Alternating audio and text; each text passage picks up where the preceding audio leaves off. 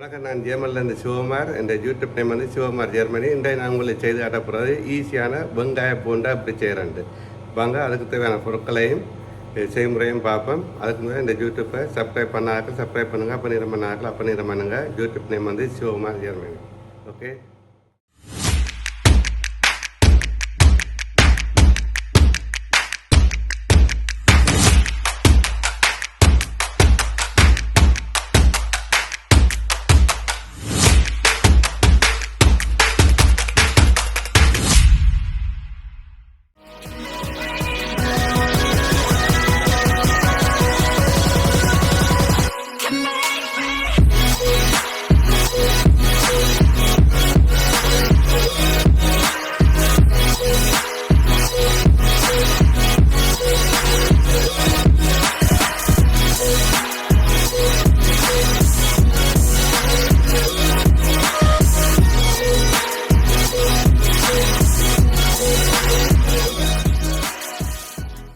பொருட்கள் வந்து 2 வெங்காயம் எடுத்துருக்கிறேன். பெரிய வெங்காயம், ஒரு புல்லிங் சிபிள், அதாவது வெங்காய தண்டு. அடுத்தது கொஞ்சம் கொரியாண்டர் எடுத்துருக்கிறேன், நல்ல ஃப்ரெஷ்ஷான கொரியாண்டர். அதோட அரை கப் அரிசிமா, ஒரு அரை கிளாஸ், ஒரு கப் கோதுமைமா, ஒரு கொஞ்சம் 2 அரண்டி தூள், கொஞ்சம் மஞ்சள் ஒரு அரண்டி சீரக பவுடர், கொஞ்சம் நச்சீரம் ஒரு அரண்டி, கொஞ்சம் கருவேப்பிலை பறித்து வச்சுருக்கிறேன். இவ்வளோ தான் தேவை. பாருங்கள் செய்முறையை. வேணுமெண்டா நீங்கள் உள்ளி சேர்க்கலாம், உள்ளி இருந்தால் உள்ளியும் சேர்த்து போட்டால் இன்னும் பாசம் கிடைக்கும். இப்போ செய்முறையை பார்ப்போம் பாருங்கள். இந்த உழைச்ச உள்ளி ஒரு 6 உள்ளி எடுத்துருக்கிறேன். அதோட ஒரு 6 பச்சை மிளகாய். சூப்பர் டேஸ்ட்டாக இருக்கும் பாருங்கள். இவ்வளோ பொருட்களும் தேவை. படிவாக செய்து காட்டும் பாருங்கள். பாருங்கள், நான் வெங்காயம் இப்படி வெட்டி வச்சிருக்கிறேன். நல்ல சுள்ளியன் மெல்லிஸாக இப்படி வெட்டுங்க. அதோட வெங்காயத்தண்டு இப்படி வெட்டி வச்சிருக்கிறேன். கொரியாண்டர், மல்லியில் பச்சை மிளகாய், உள்ளி இப்படி வெட்டி வச்சுருக்கேன். அப்போ தான் கடைப்பட நல்லா இருக்கும் உள்ளி. அதோட இந்த தூள் வரும்போது காட்டின மாதிரி தூள், கருவேப்பிலை, உப்பு, அதாவது பெருஞ்சீரம் எல்லாம் வச்சுருக்கிறேன். மற்ற பேக்கிங் பவுடர், அப்பச்சூடா வந்து கடைசியாக போடுவோம். மாவும் அரிசி மாவும் கோதுமை மாவும் கடைசியாக போட்டு பிள்ளைப்பேன். இப்போ பிள்ளைக்கிறத காட்டுறோம் பாருங்கள். சரிங்க, இப்படி ஒரு பாத்திரம் எடுக்கிறீங்க. இதில் வெங்காயத்தை போடுறீங்க.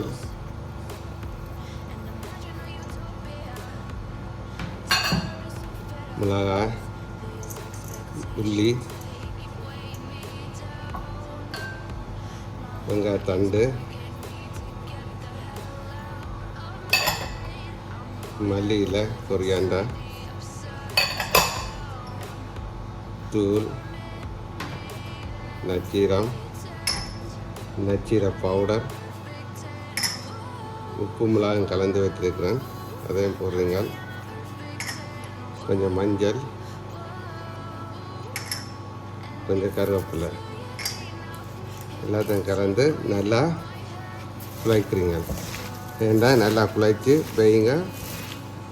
நல்லா குழைச்சி வச்சா இது இந்த தண்ணிக்கும் வெங்காயத்துக்கும் கொஞ்சம் தண்ணி ஊறும் இந்த வெங்காயம். அதால் முதல் குழைச்சி வச்சா அந்த தண்ணியிலேயே மாவு குழைக்க கணக்காக இருக்கும்.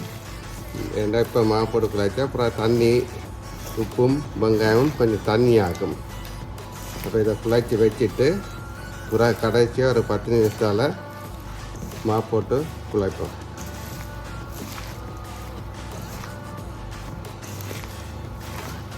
நல்லா இப்படி செய்யுங்க. இனிமேல் நீங்கள் கடையில் வெங்காயம் பூண்டா வேண்டாங்க. கடையில் இப்படி சுடுறாங்க, பழைய எண்ணெயில் பழைய சாப்பானால இப்போ 2-3 நாளைக்கு முதல் சுட்டு வைப்பினோம். அது சரியில்லை, ஆரோக்கியம் இல்லை. இப்போ இப்படி விட்டு நீங்கள் செய்து பாருங்க, சூப்பராக இருக்கும். என்ன இப்போ குழைச்சாச்சு. இப்போ குழைச்சிட்டு இதை கொஞ்சம் நேரம் ஒரு 10 நிமிஷம் வையுங்க. வச்சா இதில் இருந்தால் அந்த தண்ணி வரும். அந்த தண்ணியிலே மாவு குழைக்கலாம். அப்புறம் தண்ணி வேணுமெண்டா கொஞ்சம் புறப்படலாம். இப்படியே ஒரு 10 நிமிஷம் மூடி வைங்க. பாருங்க, வச்சு தண்ணி எல்லாம் ஊறி இருக்குது. இப்போ என்ன செய்வோம்டா, இந்த அரிசி மாவையும் பச்சை மாவையும் போட்டு குழைப்போம். நீங்கள் வேணுமெண்டா வெள்ளை அரிசி மாவு போடலாம். இப்போ நாங்கள் இந்த சிவப்பு அரிசி மாவு இருக்கக்கூடிய சிவப்பு அரிசி மாவு போடுறேன். இப்போ இந்த செய்யுங்கண்டா, இப்போ இந்த வெள்ளை மாவை போடுறீங்க, கோதுமை மாவு போட்டு நல்லா குழைக்கிறீங்க.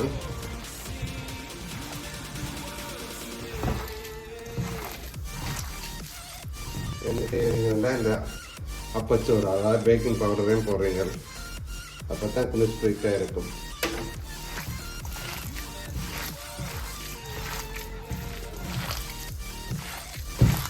கொஞ்சம் இருக்க மாதிரி கொஞ்சம் தண்ணி விடுங்க. கணக்க விடாம கொஞ்சம் இது கொஞ்சம் தண்ணி பதமாக நினைப்போம்.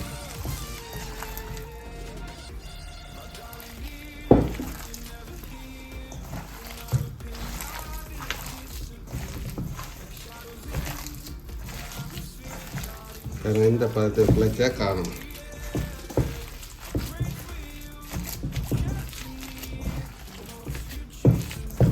இந்த கிள்ளி போட்டு பறிக்கக்கூடிய மாதிரி இருக்கும்.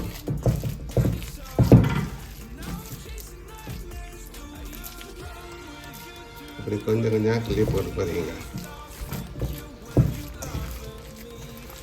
இங்கே ஒரு கரண்டியால் கிள்ளி போடலாம் பாருங்க. இப்போ இந்த பதத்தில் இருந்தால் காணும்.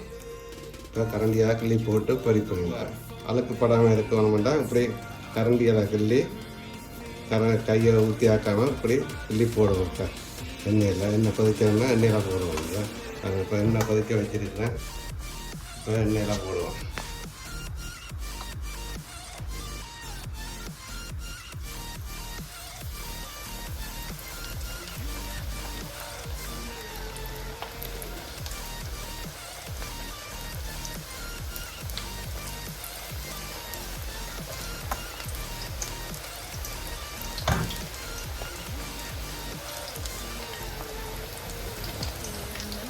இப்படி போட்டால் இந்த கையும் சுத்தமாக இருக்கும்.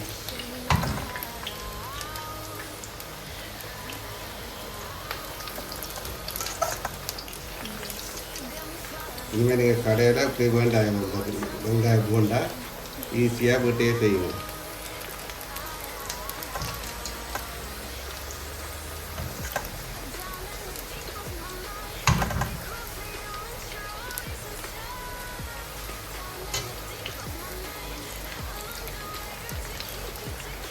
நல்லா மொறுமொறுப்பாக சூப்பராக வருது.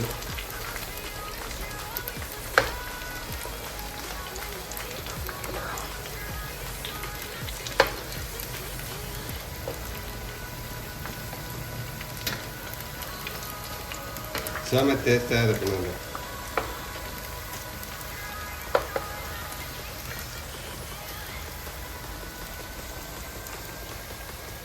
பாருங்க, இந்த போல் எல்லாம் நின்றுது, பொங்கலாம் நின்றுட்டுது. இனிய கக்கலாம் பாருங்க.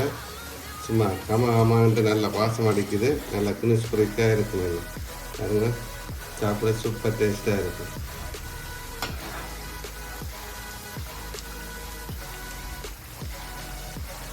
எண்ணெய் பிடிக்காத அந்த பேக்கிங் பவுடர் போட்டால் எண்ணெய் இழுக்காது. அப்படி இருந்தால் நீங்கள் ஒரு பேப்பரில் போடுங்க. பேப்பரில் போட்டிங்கன்னா இப்படி பேப்பரில் போட்டால் அந்த கிடக்கிற எண்ணெய் வந்து இதில் ஊறுங்க. பாருங்கள், நல்லா கிறிஸ்பியாக பின்னத்தில் செய்து சாப்பிட சூப்பராக இருக்கும்.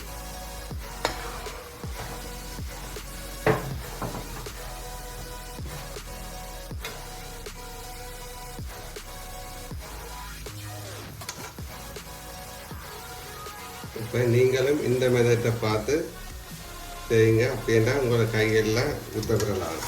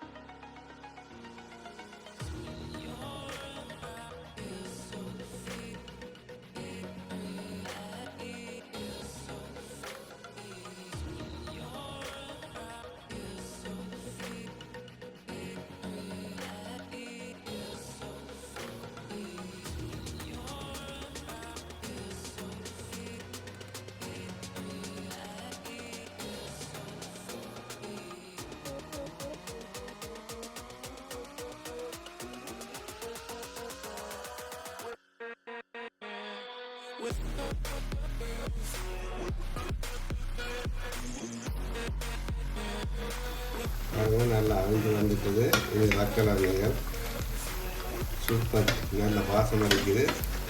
இதெல்லாம் சும்மா உங்களோட வீட்டில் இருக்கிற பொருள்களை வச்சு எல்லாம் செய்யலாம். பாருங்க,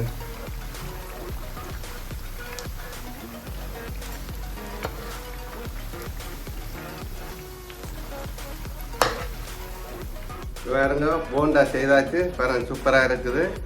இப்போ சாப்பிட்டு பாருங்க அப்படி இருக்காண்டு. இங்கேதான் போயிட்டு நீங்கள் செய்து பாருங்க, சூப்பராக இருக்கும், செம்ம டேஸ்ட்டாக இருக்கும். என்ன பாருங்க பாருங்க, நல்ல சுட சுட நல்ல சுட சுட இருக்குது. பாருங்க, ஆய் பறக்குது. செம்ம டேஸ்ட். வீட்டை செய்து பாருங்க, சூப்பராக இருக்கும். இந்த வீடியோ உங்களுக்கு பிடிச்சிருந்தா மறக்காமல் சப்ஸ்கிரைப் பண்ணுங்கள், அப்போ நேரம் பண்ணுங்கள். மீண்டும் இன்னொரு நல்ல வீடியோவில் சந்திப்பேன். நன்றி, வணக்கம், பாய். என் யூடியூப் சேனல் சிவகுமார் ஜெர்மனி மறக்காமல் சப்ஸ்கிரைப் பண்ண, அப்போ நேரம் பண்ண மறக்காமல் லைக் போடுங்க, கமெண்ட் எழுதுங்க. நன்றி.